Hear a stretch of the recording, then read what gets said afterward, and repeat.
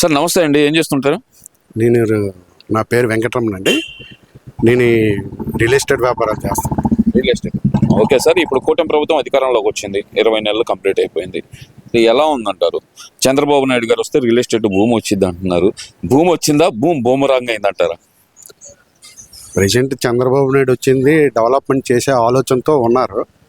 ఆయన చేసే ఆలోచన అనేది ఇంకా కొంత టైం పడుతుంది కదండి.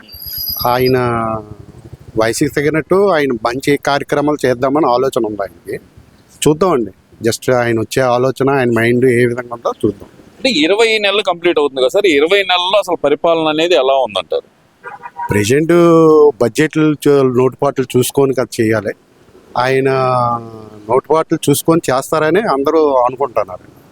మరి రాష్ట్రంలో అసలు శాంతి భద్రతలు లేవు, రాష్ట్రంలో జంగిల్ రాజ్యం నడుస్తుందంటూ వైసీపీ నాయకులు చేస్తున్న ఆరోపణలో వాస్తవం లేదంటారా? మరి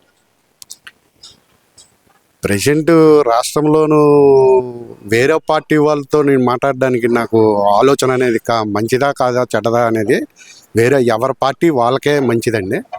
అన్ని పార్టీలు ఒకటే. కాకపోతే ఈయన చేసే ఆలోచన ఈయన వయసుకి తగినట్టు మంచి చేస్తాడని అందరూ ఆలోచిస్తున్నారు. నిజంగా మంచి జరుగుతుంది అంటున్నారా? ఎందుకంటే ఇటు సంక్షేమం లేదు, అభివృద్ధి లేదు రాష్ట్రంలో అని చెప్పి వైసీపీ నాయకుల ఆరోపణ. నిజంగానే సంక్షేమం అభివృద్ధి రెండు లేకుండానే ఉన్నాయంటారా ప్రజెంట్ చేసేది ఈయన మైండ్ అంటే ఎంతసేపటికి మంచి చేద్దామని ఆలోచన ఈయన ఉందండి. ఈయన ఆలోచన అనేది ఈయన ఇంకా కొంత టైం పడుతుంది కదండి. చూద్దామండి, ఇంకా 3 years ఉంది కదా. అసలు అభివృద్ధి లేదంటున్నారు కదా సార్, నిజంగానే అభివృద్ధి లేదా? అంటే మనకు దగ్గరలోనే అమరావతి తీసుకుందాం, అమరావతి కానీ లేదంటే కనుక మన గుంటూరు చుట్టుపక్కల ప్రాంతాల్లో కానీ అభివృద్ధి ఏమైనా కనిపిస్తుందా మీకు? రియల్ ఎస్టేట్ అంటున్నారు కాబట్టి మీకు ఏమన్నా ఉందంటారు? అసలు కొంతవరకు అభివృద్ధి ఉందండి. గుంటూరు డెవలప్మెంట్ బాగానే అభివృద్ధి అవుతుంది. నేను చూస్తానన్నా నా వరకు డెవలప్మెంట్ అవుతుందండి. డెవలప్మెంట్ అనేది ఉందంటారు? ఉందండి. మరి డెవలప్మెంట్ లేదు అని చెప్పి ఎందుకని పదే పదే ప్రజల్లోకి తీసుకెళ్లే ప్రయత్నం చేస్తున్నారంటారు? ఎవరో ఏదో చెప్పారనేసి అవన్నీ మనం ఆలోచించకూడదండి.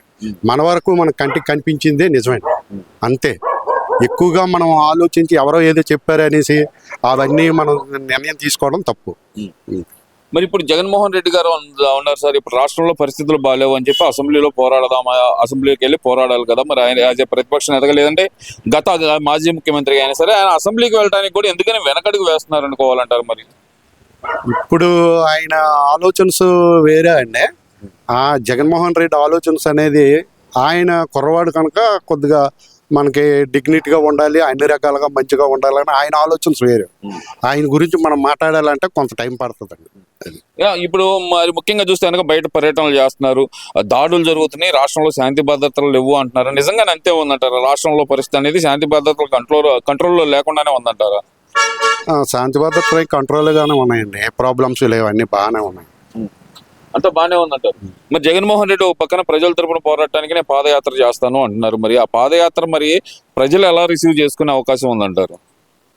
జగన్మోహన్ రెడ్డి పాదయాత్ర అనేది ఇంకా స్పందన అనేది ఇంకా రాలేదండి, కొంత టైం పడుతుంది. ఆయన స్పందించడానికి ప్రజలు కూడా ఆలోచిస్తారు కదండి. ప్రజలు కూడా చాలా తెలివైన వాళ్ళండి. ఎవరు మంచి వాళ్ళు, ఎవరు చెడ్డ వాళ్ళు, ప్రతి ఒక్క మనిషి కూడా ఆలోచిస్తూ ఉంటారు. ఆ ఒక్క మనిషిలోనూ ప్రతి ఒక్క మనిషి కూడా ఎక్కువ మంది ఆలోచనలోనే ఉంటారు కనుక వాళ్ళందరూ కూడా ఏది మంచి ఏది చెడ్డ అనేది ప్రతి మనిషి కూడా ఆలోచించి నిర్ణయం తీసుకుంటారు. ఇప్పుడు ప్రస్తుతం ఉన్న పరిస్థితుల్లో అయితే కనుక కూటమి ప్రభుత్వం చేస్తున్న మంచి ఏదైతే కనుక సంక్షేమ పథకాలు పేదలకు సక్రమంగానే అందుతున్నాయని భావించవచ్చు అంటారా? ప్రజెంట్ మనం అంటే పవన్ కళ్యాణ్ అయితే ప్రతి విషయంలోనూ పవన్ కళ్యాణ్ గురించి ఎక్కువ న్యూస్ వస్తుందండి. ఆయన మాత్రం మంచి చేస్తానని అందరూ అనుకుంటున్నారండి. అది మరి ఆయన చెప్పింది అదే కదా, రాజకీయాల్లో మార్పు తీసుకురావడానికే నేను వచ్చాను, సరైన పాలన అందిస్తాను, ప్రజల వద్దకే పాలన అందిస్తాను అన్నారు. మరి ఆ దిశగా పవన్ కళ్యాణ్ గారు విజయం సాధించారనుకోవచ్చు అంటారా? విజయం సాధిస్తాను, పవన్ కళ్యాణ్ విజయం సాధిస్తాను అంటే ఆయన ఆలోచన తగ్గట్టుగానే పనిచేస్తున్నారు అనుకోవచ్చు. చేస్తాను, పవన్ కళ్యాణ్ ఆలోచన తగినట్టు చేస్తాను. ఓకే సార్, ఇప్పుడు మరి మీరు రియల్ ఎస్టేట్ అంటున్నారు కాబట్టి అమరావతి ఈ 20 నెలల్లో ఏ మాత్రం డెవలప్ అయింది అనుకోవచ్చు అంటారు? కొంతవరకు డెవలప్ అయ్యిందండి, పర్వాలేదు. ఇంకొద్దిగా రానున్న కాలంలో అవే అవకాశాలు ఉన్నాయి అనుకుంటాను అది అందరూ.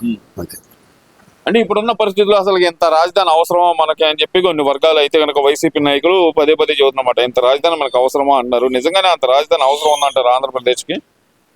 ప్రజెంట్ రాజధాని గురించి మాట్లాడాలంటే ఆయన 3 రాజధానులు అన్నారు, ఈయన 1 రాజధాని అన్నారు. నిర్ణయం అనేది ఆ భగవంతుడికి తెలియాలండి. అంతకంటే నేను ఎక్కువ చెప్పనండి. మరి 2029 అధికారం మాదే, మేము అధికారంలోకి వస్తే కనుక రప్ప అనే అంటూ జగన్మోహన్ రెడ్డి గారు చేస్తున్న కామెంట్స్ అండి. అసలు ఆ కామెంట్స్ ఎలా చూడాలంటారు? జగన్మోహన్ రెడ్డి చేసేది కామెంట్స్ అంటే ఏంటండి, నాకు అర్థం అవ్వలేదు. మేము అధికారంలోకి వస్తే రప్ప అనే మామూలుగా ఉండదు అంటున్నాడు కదా. ఆ, ఇప్పుడు ఆయన వచ్చేటప్పుడు ఆలోచించాలండి. అంతవరకు ఆయన గురించి ఇప్పుడు మాట్లాడడం అనవసరం. మరి 2.0 పరిపాలన చూపిస్తాను, అందరు బట్టలు ఉపదిస్తానని కూడా మాట్లాడుతున్నారు కదా. రానున్న పరిస్థితుల్లో నెక్స్ట్ ఎవరు రాజకీయం చేస్తారో ఎవరికైనా తెలుసా? చెప్పండి. ఈ ఏ పార్టీకి కూడా తెలియదండి అది. మరి అయితే ఓవరాల్ గా సరే చంద్రబాబు నాయుడు గారి పరిపాలన ఓవరాల్ గా ఎలా అనిపించింది మీకు 24? చంద్రబాబు నాయుడు పాలన ప్రజెంట్ బాగానే ఉందండి. తర్వాత ఈ పాలన డిఫరెన్స్ ఏంటి? ప్రజెంట్ బాగానే ఉంది. నెక్స్ట్ ఇంకా రానున్న పరిస్థితుల్లో ఎలా ఉంటుందో చూద్దాం.